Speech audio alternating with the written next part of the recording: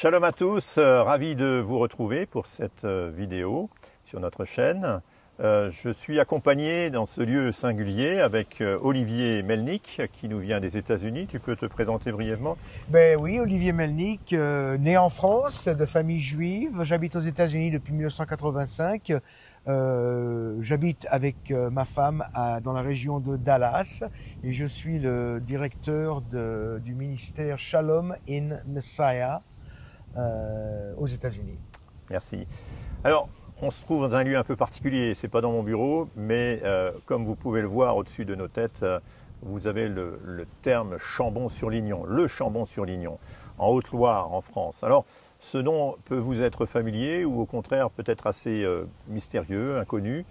Mais il y a une histoire si singulière sur ce lieu, cette petite ville de 2500 habitants, qui me semble important de rappeler parce qu'il y a ici peut-être une leçon à apprendre pour le temps présent.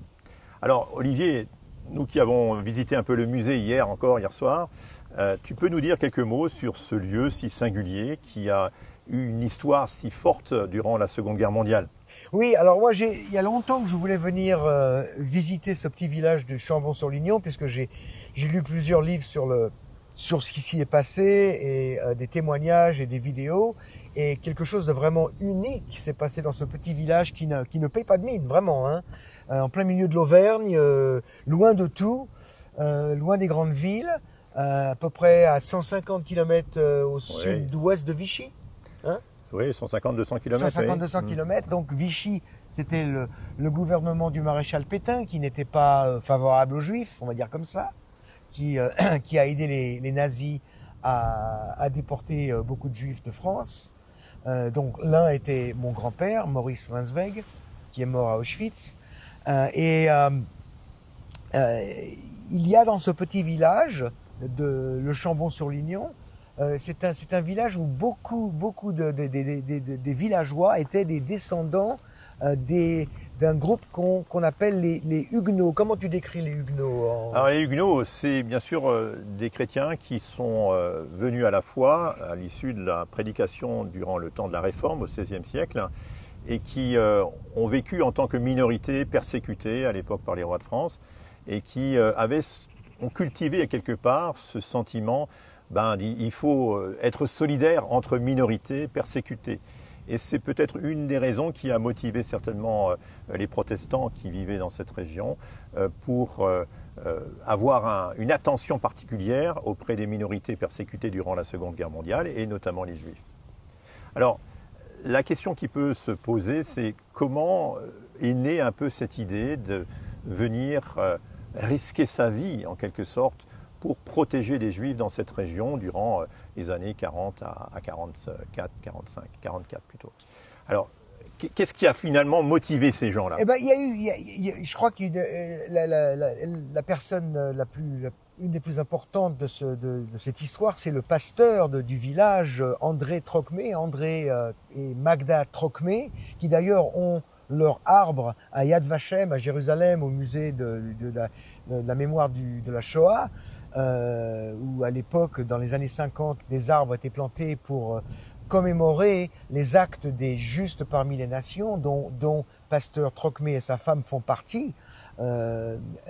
Pasteur Trocmé a décidé qu'il allait faire tout ce qu'il pouvait faire, pas juste lui, mais aussi son village, ses paroissiens, pour aider ceux qui étaient dans le besoin au milieu de cette guerre où les minorités étaient donc persécutées. Et donc, un juif à la fois, ils ont fait tout ce qu'ils ont pu pour les cacher, les nourrir, les protéger pendant la guerre. Et ça s'est fait dans ce petit village et les petits hameaux autour du Chambon. Il y avait plus qu'un village, mais le Chambon était un petit peu on va dire le quartier général.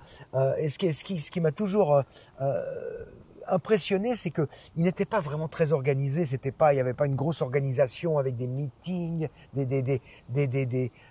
beaucoup de choses comme ça. C'était tout simplement quelqu'un qui tapait à la porte en plein milieu de la nuit en disant voilà, j'ai entendu dire que vous pouviez nous protéger, on ne sait pas où aller.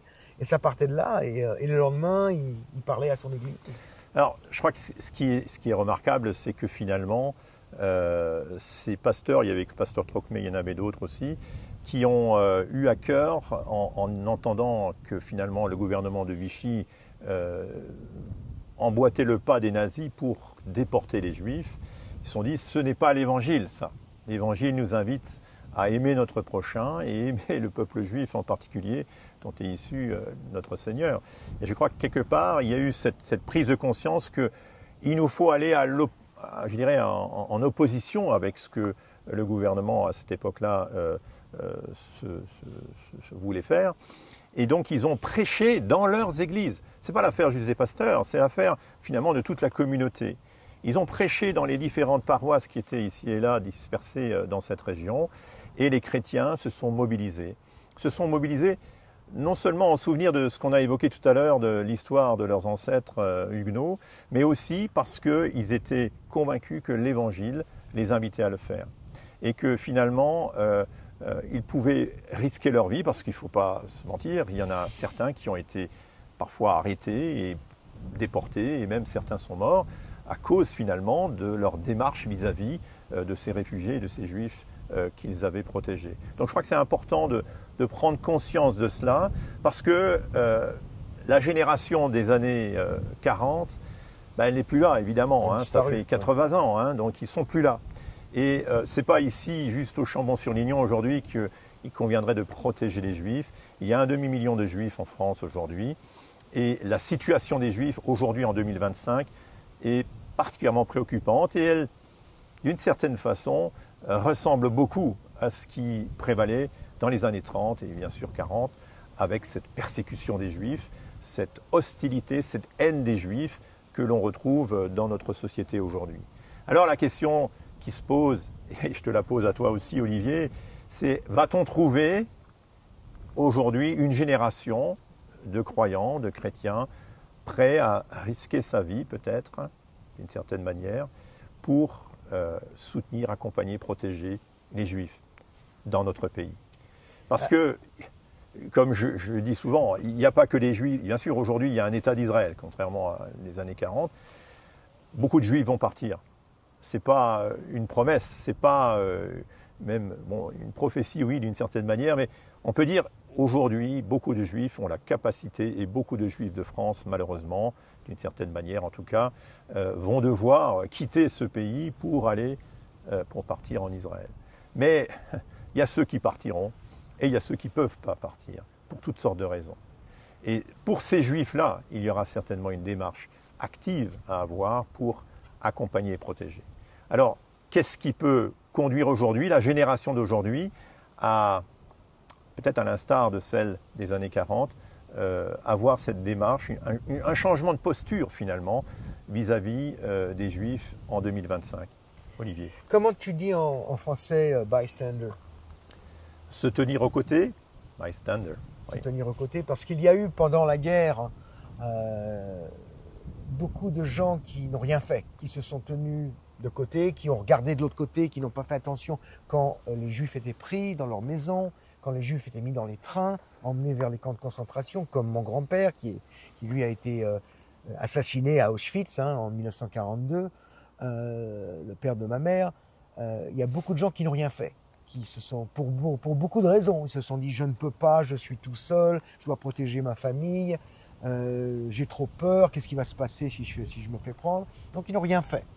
Et moi, je crains, quand je vois l'attitude de l'Église évangélique, on va dire globale, pas juste en France, hein, parce que ça existe partout, ce problème.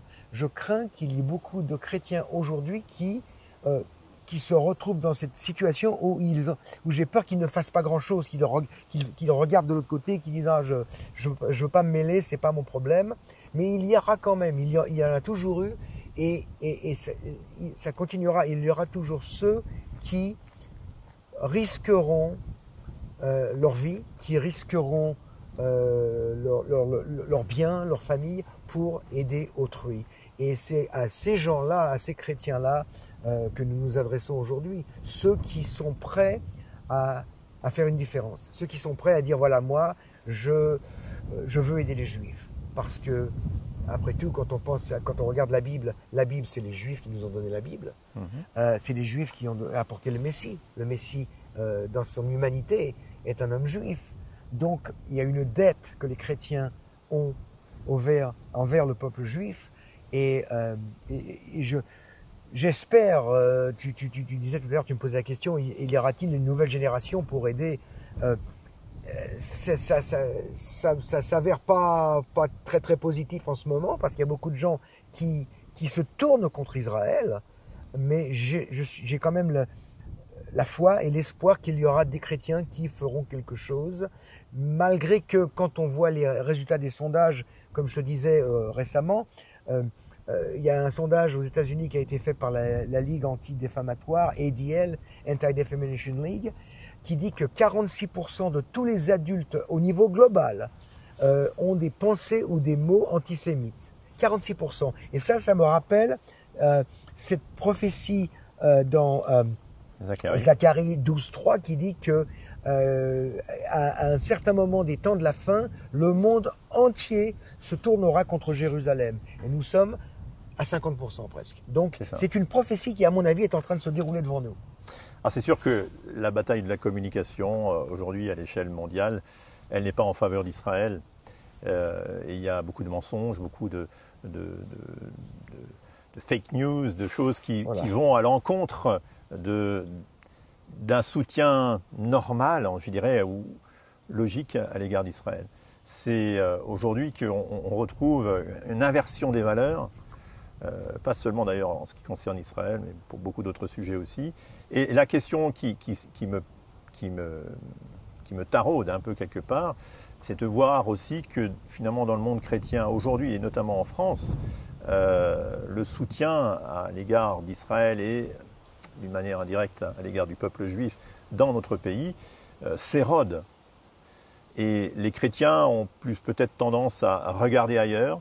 Mais il y aura, et je suis convaincu, et le Seigneur peut amener, peut-être vous qui regardez aussi cette vidéo, à prendre conscience qu'il y a un défi à relever, le défi de la vérité, le défi de garder à l'esprit que notre vie ici-bas n'est pas notre futur. Notre vie ici-bas n'est que passagère. C'est le monde à venir que nous cherchons. C'est le monde à venir que nous pensons être le plus important. Et de ce fait, nous avons deux fonctions, peut-être deux rôles à jouer aujourd'hui dans le contexte dans lequel nous vivons, en France en particulier. Celle d'annoncer l'Évangile, celle d'annoncer le salut seulement en Yeshua, en Jésus, qui a donné sa vie pour nous. Amen. On le sang a versé pour le pardon des péchés. C'est aujourd'hui très impopulaire ce genre de message, mais c'est le cœur du message de l'Évangile. Et puis, rendre concret notre foi pour que finalement, vis-à-vis du peuple d'Israël, que nous sommes appelés à bénir, selon cette parole de Genèse 12.3, ceux qui béniront Israël, la descendance d'Abraham. Ce n'est pas une descendance exclusivement spirituelle, c'est vraiment la descendance au sens strict, parce que cette promesse sera prorogée avec Isaac, avec Jacob et la suite. Et je pense que c'est très important que nous puissions avoir cette prise de conscience. On ne peut pas prêcher l'Évangile et haïr le peuple juif ou le diffamer d'une façon ou d'une autre. Amen. Alors cherchons la vérité, cherchons à être honnêtes, sincères et je dirais conséquents en ce qui concerne l'Évangile. Je sais que ce message est peut-être un peu impopulaire, peut-être pas forcément, en tout cas en décalage parfois avec ce que nous entendons ici et là. Mais nous, en tant que Juifs, et je pense en tant que croyants en Yeshua, nous sommes convaincus que c'est le cœur de ce qui est, je dirais, dans nos vies, dans notre vie ici-bas et notre mission ici-bas. Alors, je me réjouis de ce que... Je pense qu'il y a une génération aujourd'hui encore qui peut se lever et qui, à l'instar de cette minorité dans les années 40 ici au Chambon-sur-Lignon, ils n'ont pas sauvé les 330 000 Juifs qui étaient là en France. On estime qu'il y a eu peut-être 1 millier de personnes. Mais un par un. Un par un. Et le plus important, c'est cela, c'est de s'attacher à la mission à laquelle nous sommes appelés. C'est peut-être qu'un seul juif, c'est peut-être qu'une seule parole laissée ici et là. Mais je crois que c'est ça le plus important, c'est de remplir la mission auquel nous sommes appelés. Tout à fait. Alors, merci pour votre écoute, merci pour vos commentaires. Et nous nous réjouissons de pouvoir continuer. Et ici, au Chambon-sur-Lignon, Ici, aujourd'hui, c'est très calme, il y a un peu de vent, et nous nous réjouissons de ce que, même dans cette tempête qui s'annonce, eh bien, des hommes et des femmes vont se lever pour se tenir aux côtés du peuple juif, pour annoncer le message de l'Évangile. Merci pour votre attention.